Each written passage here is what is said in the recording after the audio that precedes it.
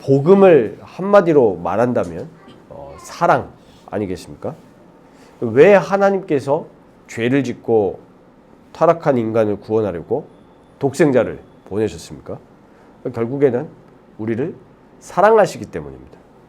그러니까 그만큼 이제 사랑은 이 기독교 신앙에서 핵심 가치죠.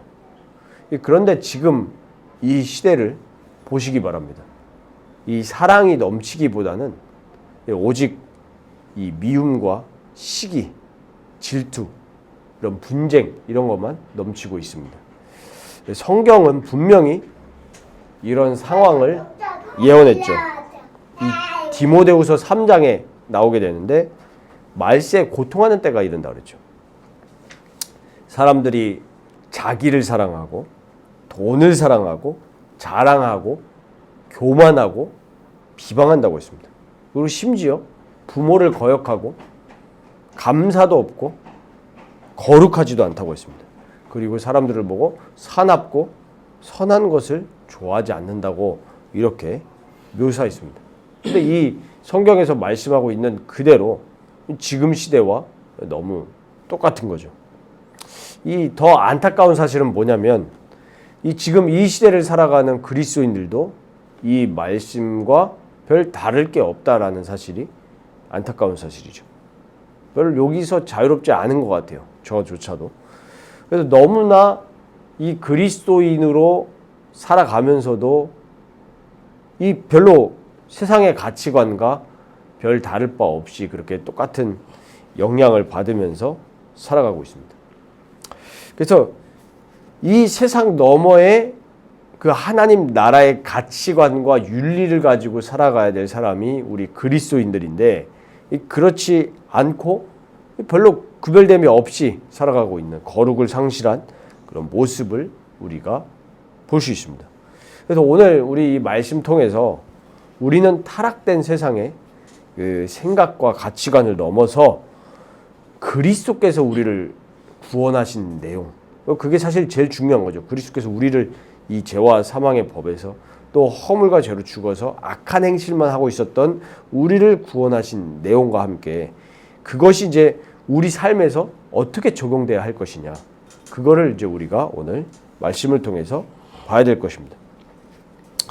오늘 본문을 보면서 이제 한 가지 의문이 들 수가 있습니다. 그게 뭐냐면 이 43절에 또 내 이웃을 사랑하고 내 원수를 미워하라야 하였다는 것을 너희가 들었으나 라고 예수님이 말씀을 하셨습니다. 이게 무슨 말씀입니까? 이 율법에 원수를 미워하라고 하신 말씀이 없어요. 그런 말씀이 없죠. 그런데 이게 지금 무슨 내용이냐 하니까 레위기 19장 18절에 보면 원수를 갚지 말고 동포를 원망하지 말며 내 이웃 사랑하기를 내 자신과 같이 사랑하라, 이 말씀이 있단 말이에요. 근데 당시에 랍비들과 유대인들이 이 말씀을 엄청나게 쉽게 말하면 곡해를 한 거예요. 오해한 거예요.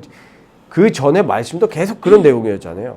산상수훈 예수님 말씀하시면서 이 유대인들이 율법, 하나님의 말씀을 자기 뜻대로 오해해가지고 물리적으로만 생각하니까 실제로는 하나님의 말씀하시는 그 본뜻을 찾아서 누리지 못했죠. 그러니까 이것도 마찬가지예요. 이웃사랑을 어떻게만 자기들이 한정했냐면 내 그룹의 사람들로만 한정시킨 겁니다. 그러니까 쉽게 말하면 내 바운더리에 들어오지 않는 사람은 이웃이 아니에요. 그러니까 사랑하지 않아도 된다, 이렇게 착각을 하는 거죠. 그러니까 이 랍비들과 유대인들, 이 사람들이 다른 사람들을 봤을 때 어떻게 행동하겠습니까?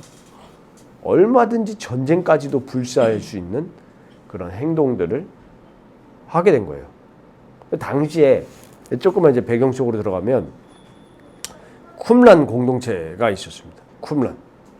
이 사해 인근의 유대인 공동체였는데 이곳에서 발견된 중요한 유물 중에 하나가 그 유명한 사해 사본입니다. 거기서 출토가 됐거든요. 이 공동체가 어떤 파로 알려졌냐면 에세네파로 알려졌어요. SNF파. 혹시 들어보신 적은 모르겠지만 이 SNF파의 특징이 뭐였냐면은 철저한 율법 준수와 함께 무슨 삶을 추구했냐면 금욕적인 삶을 추구했어요.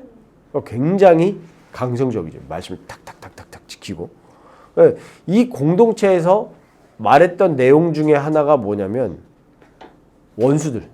쉽게 말하면 우리는 빛의 자녀고 이방인들은 흑암의 자녀다. 마귀 자녀다.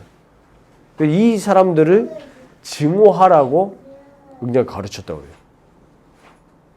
그러니까 그 당시에 유대인 세계관은 뭐냐면 철저하게 이방인을 어떻게 하는 거예요?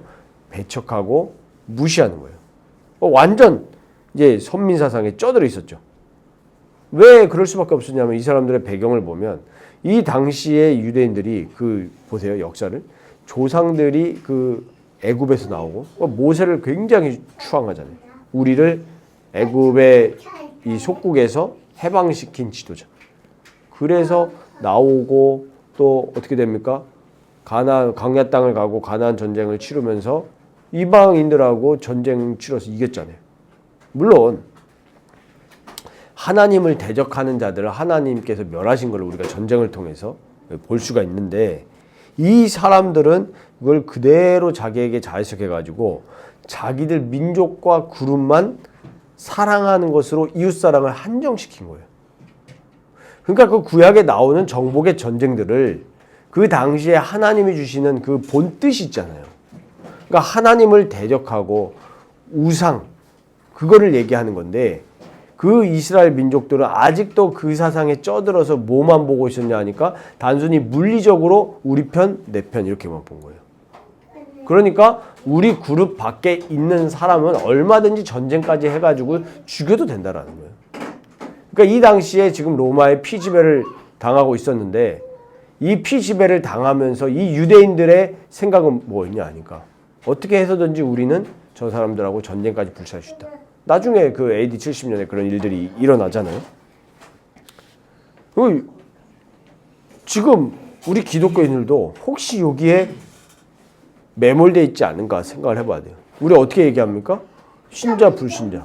이렇게 얘기하면서 불신자는 저주받은 자예요. 그 사람들에게 하나님의 사랑이 필요하다 이렇게 생각 안 하고 야, 저 왜 저러냐. 망해도 싸다. 불신자 상태 이러면서.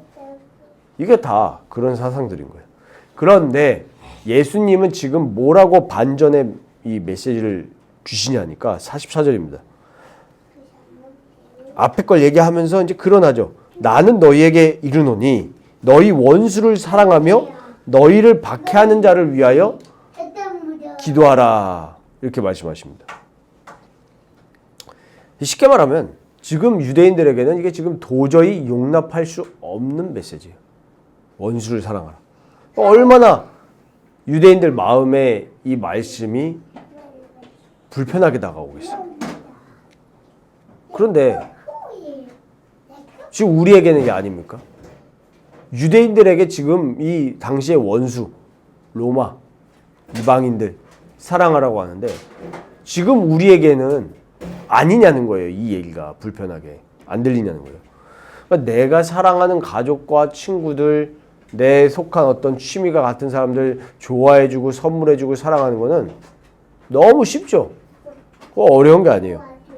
물론 그것도 잘 안 되는 것이 인간의 죄성입니다만은 내가 좋아하는 사람을 사랑하라 그 명령 지키는 거는 너무 쉽죠. 근데 나랑 취향이 안 맞고 타입이 안 맞고 심지어 어떤 종교적 견해가 안 맞고 이런 원수들을 사랑하라. 또 너희를 싫어하는 사람들, 박해하는 자를 위해서 기도하라. 이거를 지킨다는 것은 쉽지 않은 거예요. 그 전에 우리 마음에 벌써 순종하려고 하는 마음 자체가 없죠. 우리는 어떤 반응을 보입니까? 아이 주님 좀 명령할 걸 명령하십시오. 뭐 이런 걸 명령하십니까? 우리 마음 속에는 그러한 마음이 있는 게 사실이에요. 이렇게 따지는 게 우리 본성이에요. 요나 보세요. 하나님이 말씀하셨는데 계속 거부하잖아요. 왜? 우리의 원수니까. 그런데 왜 이렇게 사람이 말씀을 자해석하고 말씀을 자꾸 자기 유리한 대로만 해석하고 끼워 맞추냐? 우리조차도 그렇거든요. 왜 그러냐면은 진정으로 그리스도의 제자가 되려고 싶은 마음은 없는 거예요. 그래서 예전에 제가 신학교 다닐 때 되게 감명 있게 봤던 책이 있는데 그게 뭐냐면 팬인가 제자인가. 쉽게 말하면 거기서 이제 지적하는 게 뭐냐면 당신이 예수의 팬이냐 예수의 제자냐 그거예요. 팬은 뭐냐? 그냥 따라다니는 거예요, 그냥. 왜요? 예수님 따라가면은 뭐 좋은 게 떨어지니까, 콩고물 떨어지니까. 근데 제자는 뭐예요? 자기 거를 포기하고 예수의 십자가를 지고 따라가야 된다는 거예요. 근데 많은 사람들이 교회에 오지만 예수의 팬이지 예수의 제자는 아니라는 걸 지적해요, 그 책에서. 그러니까 그리스도의 제자가 되지 않고 그냥 예수 믿어서 좋다더라, 예수 믿으니까 나에게 평안 와, 이렇게 따라가는 사람들은 당연히 말씀을 자해석하고 자기 유리한 대로 끼워 맞추는 결과가 나올 수밖에 없는 거예요. 그러니까 우리 이걸 생각해야 돼요. 진정으로 하나님께서 우리에게 지금 말씀하신 게 뭐냐? 진정으로 예수께서 성육신 당하시고 성육신 하시고 고난 당하시고 십자가에서 죽으심으로써 또 그리고 부활하시고 승천하심으로써 우리에게 지금 주시려고 하는 진정한 유익과 진정한 메시지가 뭐냐? 이 질문과 묵상과 자기 부인, 이 기도가 없으면 우리도 유대인들처럼 똑같이 생각하고 말씀을 우리 유리한 대로 말씀을 그냥 우리에게 육신적인 복 주는 걸로 생각할 수밖에 없다는 거예요. 그러면 우리 삶에 진정한 그리스도의 능력과 변화는 나타나지 않아요. 왜요? 진정한 순종이 아니기 때문이죠. 예수님이 그 전에 말씀하신 게 뭡니까? 율법의 완성이 되셨다고 그러시죠. 율법의 완성. 그러니까 우리가 예수님을 따라간다, 예수님의 제자가 된다는 사실은 그 진정한 진리의 길을 따라가는 거죠. 왜냐하면 예수님이 율법을 완성하셨으니까요. 그래서 우리가 예수님을 배제하고 율법만 쳐다보면 어떻게 되는 거예요? 유대인처럼 외식하는 그런 율법주의자가 되는 거죠. 왜? 지켜야 되니까. 아니면 자기 뜻대로 율법을 하나님의 말씀을 해석해서 그 율법을 자기 유익에 맞게만 해석하는 심각한 오류의 길을 걸어가게 되는 겁니다. 우리가 여기서 봐야 될 게 이데올로기라는 단어 들어보셨죠? 어떤 뭐 가치관, 신념 혹은 뭐 이렇게 사상 체계 이런 걸로 우리가 좀 설명할 수 있는데 예수 믿는 것은 뭐냐면은 이데올로기 그 이상이거든요. 물론 우리가 기독교 세계관 이런 단어를 쓰죠. 그래서 우리가 이 세상을 성경을 통해서 보고 그렇게 살아가야 된다 이렇게 얘기를 하는데 뭐 틀린 말은 아닙니다.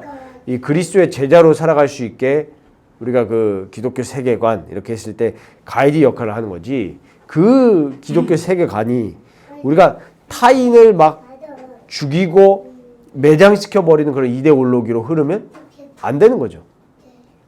이데올로기가 되는 순간 어떻게 됩니까? 저 사람은 사랑해야 할 대상이 아니라 어떤 대상이 돼요? 배척하고 죽이고, 저 사람 나랑 안 맞아. 우리나라에 지금 이게 문제 아닙니까? 좌파 우파. 서로 관용하고 서로 용납하고 그래서 나라의 발전을 가지고 쭉 가야 되는 건데 서로 뭐예요? 못 죽여서 한다는 거예요. 저기서 맞는 소리 하면은 용납할 수 있어야 되잖아요. 근데 용납해요? 못해요? 못해요. 왜? 이미 가치관이 다르기 때문에. 적이 돼버리는 거예요.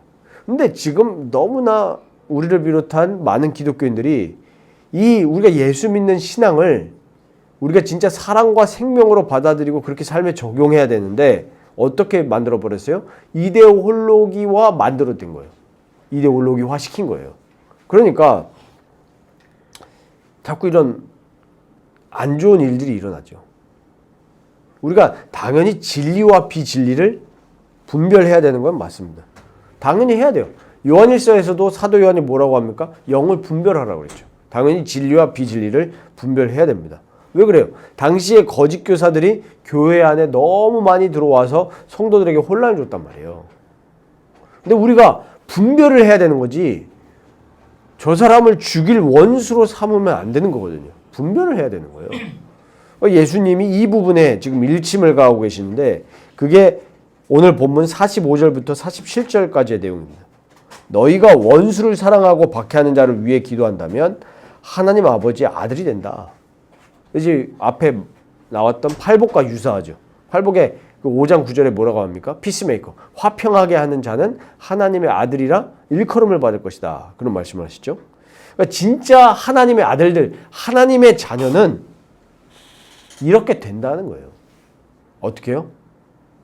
원수 맺고 당짓고 분열하고 싸우고 죽이고 이게 아니라 어떻게 할 수 있으면 저 사람을 위해서 내가 기도할까? 사랑할까? 이 고민하고 또 그렇게 살아가는 게 하나님의 자녀입니다. 그러면서 그 이유를 말씀하시는데 하나님은 어떤 분이에요? 햇빛이나 비를 의로운 자, 악한 자 나눠가지고 주시는 게 아니라 모두에게 어떻게 주세요? 공평하게 주시는 하나님이시잖아요. 그러니까 이와 같이 우리도 하나님께 받은 사랑을 차별 없이 나눠주라는 얘기예요. 차별 없이 누구에게나. 그게 하나님의 사람인 줄 믿습니다. 그러니까 우리가 만약에 예수님의 통치를 받지 않고 그냥 우리가 나 예수 믿어요. 이렇게 지식적으로만 동의하고 살아간다면 우리도 어떻게 되겠습니까?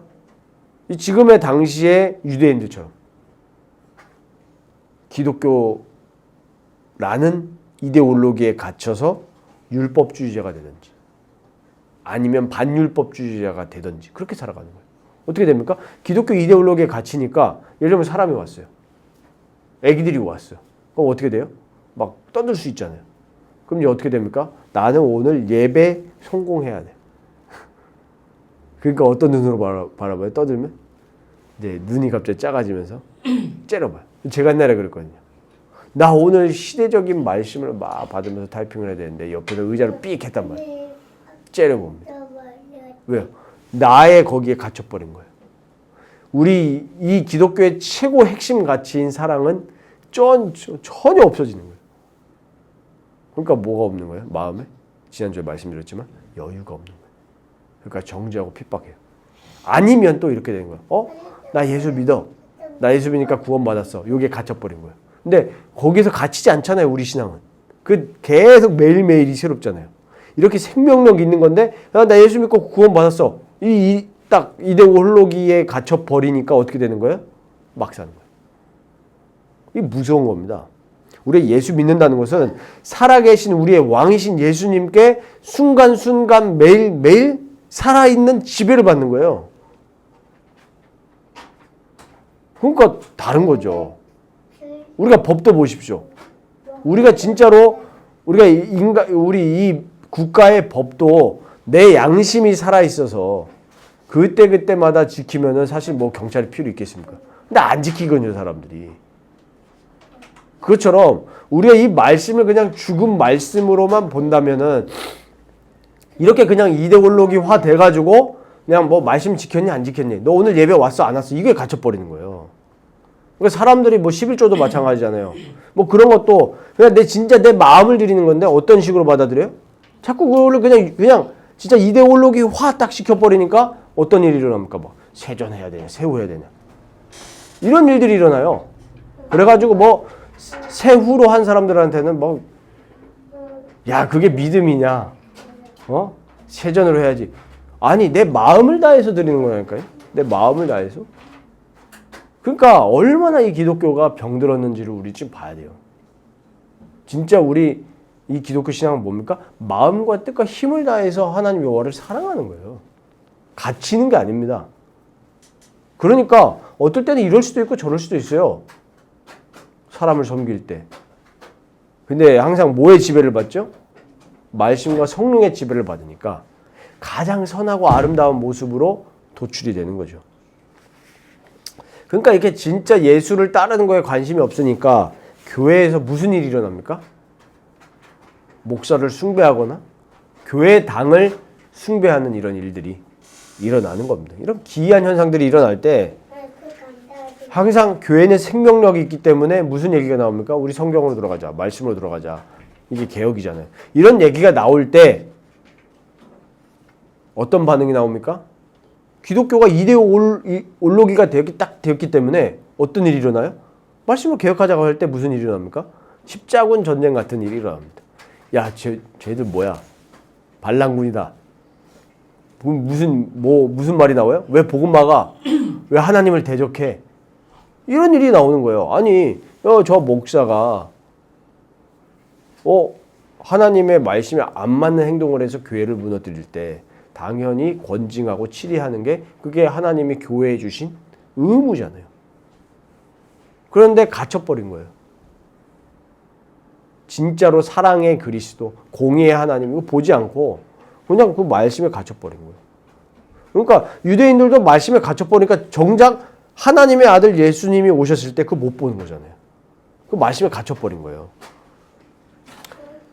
그러니까 우리도 우리의 모습을 정말 돌아보면서 예수 그리스도를 따르고 그 예수 그리스도의 살아계신 왕이신 우리 예수 그리스도의 정말로 통치를 받는 참된 그리스도인이 되시기를 기도해야 되겠습니다. 그러면 이제 우리가 원수를 어떻게 사랑해야겠습니까? 이게 과연 가능한 얘기인가? 우리가 오늘 제자도의 실천과 적용을 많이 좀 생각해보고 또 하나님께 은혜를 구해야 되겠습니다. 우리가 산상수훈 보면서 제가 말씀드리는 부분이지만 이 산상수훈의 내용을 그냥 단순하게 도덕, 윤리 내용으로만 받아들인다면 그거는 우리가 실패하는 겁니다. 산상수훈에서 예수님이라는 그 존재와 예수님의 통치를 빼버리면 그건 도덕책이에요. 윤리책이고.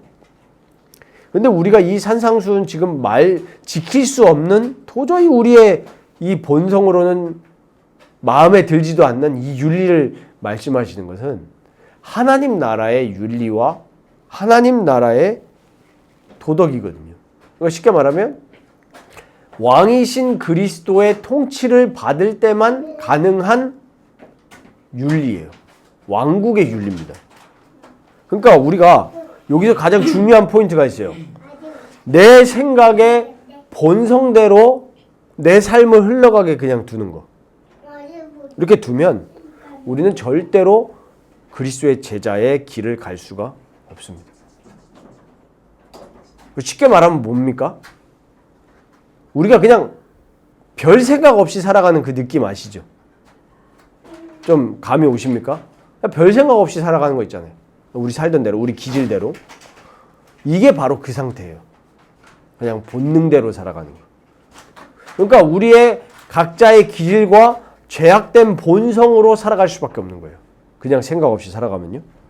그래서 우리가 진짜로 하나님을 사랑하고 너무 하나님을 사랑하니까 하나님 말씀을 묵상하고 싶고 순종하고 싶은 거. 이게 지금 성경에서 말하는 복 있는 자거든요. 그게 시편 1편 1절과 2절 말씀이죠. 복 있는 사람은 악인들의 꾀를 따르지 아니하며 죄인들의 길에 서지 아니하며 오만한 자들의 자리에 앉지 아니하고 오직 여호와의 율법을 즐거워하여 그의 율법을 주야로 묵상하는도다. 우리 이 말씀 그냥 표면적으로 받아들이면 그래 복 있는 사람은 하나님의 말씀 묵상한 사람이구나 이렇게만 받아들이잖아요. 오늘 좀 관점을 새롭게 해보시기 바랍니다. 우리가 만약에 말씀을 묵상하지 않고 본성대로 그냥 오늘 아침에 일어났어요. 오늘 피곤하다. 오늘 죽겠다. 오늘 아침에 굉장히 죽겠다. 이게 코가 꽉 막혀 있으니까 이 상태로 그냥 우리 살아가는 상태가 본성의 상태란 말이에요. 아니면 반대로 해볼게요. 오늘 간만에 꿀잠 잤다. 너무 상쾌해. 이것도 그냥 본성의 상태라고요. 근데 진짜 복 있는 사람의 상태는 뭐냐 하니까 깰 때부터 잘 때까지 뭘 인식해야 된다는 거예요? 하나님의 말씀을 인식하고 오늘 나의 주인이 그리스도구나 이거를 억지로라도 인식하는 게 그게 복 있는 사람이에요. 근데 우리는 그거 억지로 안 하거든요. 우리 어떻게 합니까? 그냥 깨어나면은 그냥 습관적으로 핸드폰 보고 밤새 무슨 알람이 왔나? 오늘 아침에 피곤하네. 오늘 아침에 좀 컨디션이 좋네. 오늘 아침부터 이렇게 애들이 찡찡거려. 그거 갖다 아침에 일어났는데 또 어젯밤에 뭡니까? 고민하던 거 저 불쑥 떠올라서 한숨 푹 쉬고. 이게 악인의 길이라는 거야. 악인의 길이 뭐 범죄하는 것만 악인이 아니라 하나님의 말씀을 내 마음에서 거슬러서 내 본성대로, 내 본능대로, 기질대로 사는 게 악인이라 이 말이에요. 그게 죄 아닙니까? 우리가 뭐 도둑질하고 뭐 성폭행하고 이런 것만 죄입니까? 내 마음에서 하나님을 밀어넣는 게 싹 다 죄 아니에요? 왜 우리가 염려합니까? 하나님이 내 인생을 붙들지 않고 계시다라고 지금 나도 모르게 인정하는 거 아니에요? 그렇죠? 그래서 우리가 본성대로 살지 마시고 자꾸 억지로라도 내가 하나님의 말씀 묵상해야 돼요. 그런데 그 말씀 묵상의 동기가 뭐가 돼야 된다고요? 내가 나를 정말로 사랑하셔서 십자가에서 죽으신 그리스도의 통치를 받기 원하기 때문에, 내가 하나님을 사랑하기 때문에 하나님의 말씀을 묵상하는 그 길로 가야 된다는 거죠. 요한복음 8장 보시면 31절에 뭐라고 나와 있습니까? 그러므로 예수께서 자기를 믿은 유대인들에게 이르시되 너희가 내 말에 거하면 참으로 내 제자가 되고 그랬어요. 거하다라는 말, 이 원어의 의미를 좀 보면 그 안에서 남아있으면서 뭐 하냐면 계속하다는 의미가 있는 거예요. 계속. 컨티뉴의 의미가 계속 있어요. 그러니까 뭐예요? 그냥 있는 게 아니라 늘 그리스도 안에서 주님의 말씀을 묵상하고 그 말씀대로 살아가려고 기도하고 애쓰고, 그러니까 애쓴다는 게 막 내 공로로 구원받는다는 얘기가 아니라 이 말씀대로 살아가고 싶은 거예요. 근데 내 본성은 그게 아니니까 늘 그리스도께 긍휼하심을 구하고 나를 도와주옵소서, 이런 계속 영적인 전투가 있다는 얘기죠. 이것이 우리에게 주신 구원을 이루어간다는 의미입니다. 워크아웃. 계속 싸우고 운동하고 해야 돼요. 왜? 내가 그 그리스도의 통치를 받고 싶으니까. 근데 내 본성은 뭐예요? 그리스도의 통치보다 내 마음대로 살아가잖아요. 제가 오늘 밤에 꼭 뛸 예정이거든요. 꼭. 어젯밤에 또 실패했기 때문에 고기를 먹어서 또 다시 또 뺐던 거가 다시 원상복구가 됐더라고. 우리가 이 땅에서 살 때까지는 계속 지방과의 싸움이겠죠. 워크아웃이에요. 계속 워크아웃 해야 돼요. 우리가 이 세상에서는 계속 성화되는 단계이기 때문에 내가 정말로 그리스도를 사랑한다면 그리스도의 말씀을 계속 묵상하고 본성대로 사는 것을 거부해야 될 줄 믿습니다. 그런데 이게 항상 경계해야 되는 게 뭐라고요? 이데올로기화 되어서는 안 된다. 또 내가 이렇게 한다고 해서 저 사람에게 야 너도 이렇게 해 막 이렇게 강조하고 이렇게 안 하면 너 죽어 이렇게 하면 안 된다는 얘기죠. 어떻게 해야 된다고요? 사랑입니다. 그래야 우리가 진짜 영혼을 위해서 기도할 수 있고 품어줄 수 있는 거예요. 그러니까 이거죠. 내가 진짜 그리스도의 통치를 받으면 받을수록 내 인격과 성품이 어떻게 변화됩니까? 그리스도의 형상으로 자꾸 변화되어지죠. 그러면은 그 로마 군인들을 향해서 내가 막 박해하고 저 사람 내가 어떻게 하면 암살할까, 이게 아니죠. 어떻게 해야겠습니까? 저 로마 군인을, 저 우리를 지배하는 저 나쁜 놈의 국가를 어떻게 할까, 이게 아니라 저 사람을 어떻게 보는 거예요? 한 영혼으로 보는 거예요. 영혼으로. 그러면 우리 좀 입장 바꿔서 생각해 보십시오. 굉장히 민감한 주제인데 정답은 없습니다. 내가 만약에 1910년 그 상황 당시로 돌아간다면 나는 어떻게 할 것인가? 당연히 일본이 신사참배하라고 했을 때 하면 안 되겠죠. 그 우상숭배니까. 그런데 그 상황에서 나는 어떻게 할 것인가? 정답은 없습니다. 어떻게 하시겠습니까? 한번 질문해보고 생각해 보십시오. 그게 우리가 어떻게 보면은 예수 그리스도의 제자도를 굉장히 우리 현실적으로 생각하기 가장 좋은 주제일 수 있어요. 일제에 막 그 압제를 받으면서, 물론 우리가 하나님 거부하고 천황에게 절해라. 그러면 당연히 순교해야 되는 거죠. 그건 싸워야 되는 거죠. 그런데 그거 말고 그냥 평상시의 삶이 있잖아요. 그 상황에서 우리는 어떻게 할 거예요? 독립운동 하실 겁니까? 그리스도의 제자도를 살아가실 겁니까? 그러면은 독립운동을 펴는 게 제자도입니까? 당시의 유대인들 보세요. 유대인들 당시에 로마 군인들하고 싸워가지고 전쟁하려고 그랬어요. 급진적인 유대인들이. 그런데 예수님 뭐라고 하십니까? 제자들 보고 야 너네 그거 하지 말라. 너네가 해야 될 건 그거 아니다. 뭐예요? 오직 성령의 충만함 받아서 내 증인이 되라. 증인 되라. 그리스도의 증인 되기를 원하시는 거예요. 우리에게 원하시는 거예요. 그러면 요한복음 15장 10절부터 12절을 보세요. 이게 우리에게 지금 주시는 강력한 메시지입니다. 내가 아버지의 계명을 지켜 그의 사랑 안에 거하는 것 같이 너희도 내 계명을 지키면 내 사랑 안에 거하리라. 내가 이것을 너희에게 이름은 내 기쁨이 너희 안에 있어 너희 기쁨을 충만하게 하려 함이라. 내 계명은 곧 내가 너희를 사랑한 것 같이 너희도 서로 사랑하라 하는 이것이니라. 예수님의 계명이 뭐라고요? 내가 너네들 사랑하지 않았냐. 그렇기 때문에 너희도 서로 사랑하라. 그래서 우리는 차별이 없습니다. 왜요? 하나님 나라에 속한 하나님 나라의 백성이에요. 우리가 이거 진짜 강력하게 우리가 여기에 지배받지 않으면 우린 또 어김없이 뭘 봅니까? 한국? 나 우리나라 사람. 미국? 제 사람. 일본? 와, 저 나쁜 놈의 사람들이네. 이 눈으로 본다니까요. 그러면 어떤 일들이 일어납니까? 계속 차별들이 일어나요. 진짜 사랑을 실천할 수가 없는 거죠. 그래서 예수님이 성국 하나님의 사랑 안에 거하신 것처럼 우리도 예수님의 계명을 지키면 그리스도 안에 사랑 안에 거한다고 말씀하시면서 내 계명이 뭐냐? 서로 사랑하라. 우리가 서로 사랑하지 않으면 예수님의 계명을 지키지 않는 거죠. 진짜 예수님이 사랑한다면 사랑할 수 있습니다. 왜? 나는 예수님의 왕국에 속한 자이기 때문에. 우리가 예수 그리스도의 사랑을 진정으로 받고 또 그거를 매일 내가 느낀다. 말씀과 기도를 통해서 매일 느끼는 사람이라면 어느 사람이든 사랑할 수 있습니다. 정말이에요. 이게 안 되면 일본은 우리의 철천지 원수가 되는 겁니다. 물론 일본이 우리나라 침략했다는 그 역사를 지우라는 얘기는 아닙니다.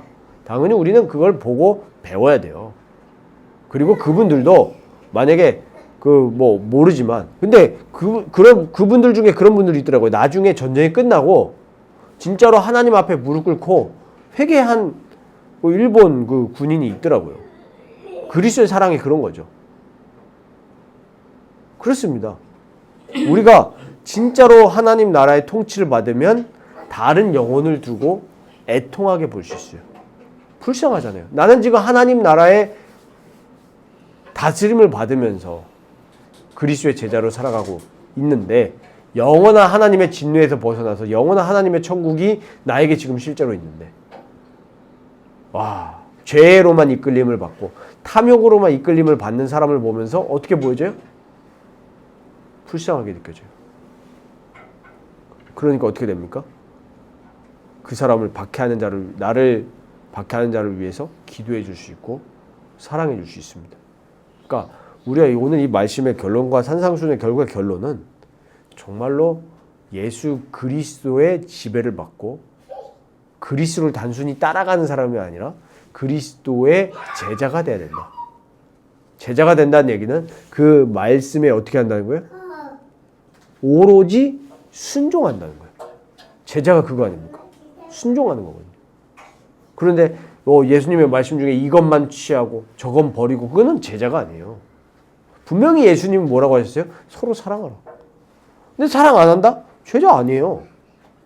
그리고 나는 그리스도 믿었으니까 제자야. 전도 많이 하니까 제자야. 그건 말도 안 되는 소리죠. 예수님은 서로 사랑하라 이랬는데 너희가 서로 사랑하지 않으면 넌 이제 제자 아니다. 이번 주간에 진짜 그리스도의 사랑과 하나님의 사랑을 먼저 풍성하게 느끼시고 사람들을 보면서 판단하지 마시고 정죄하지 마시기 바랍니다. 우리 근데 이 얘기가 또 그러면은 죄를 분별하지 말란 얘기가 그 얘기 아니라니까. 죄는 분별해야 돼요. 진리와 비진리 구분해야 됩니다. 근데 그걸로 구분해야 되는 거지 그 사람을 두고는 우리는 긍휼하게 여기고 기도해 줘야 됩니다.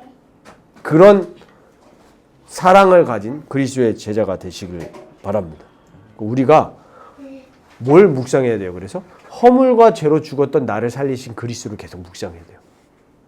진짜 내가 영원한 진노 가운데 처했어야 되는데 나를 살리셨잖아요. 죽음으로써. 그거를 우리가 매일 말씀과 기도 속에서 느낀다면은 우린 그 사랑 안에서 행할 수 있습니다. 그래서 에베소서 5장 2절에 보면 그리스도께서 너희를 사랑하신 것 같이 너희도 사랑 가운데서 행하라. 이렇게 말씀하셨습니다. 사랑 가운데서 행하시는 우리 성도님들 되시길 바라고 이번 한 주간에 우리의 삶을 진짜 말씀 앞에서 비춰보면서 나는 진짜 원수까지 사랑할 수 있는 그리스도의 제자로서 살아가고 있는가? 그리스도의 통치를 받고 있는가? 말씀의 지배를 받고 있는가? 이거를 점검해 보시면서 또 그런 그리스도의 제자가 되시기를 주의 이름으로 축원드립니다.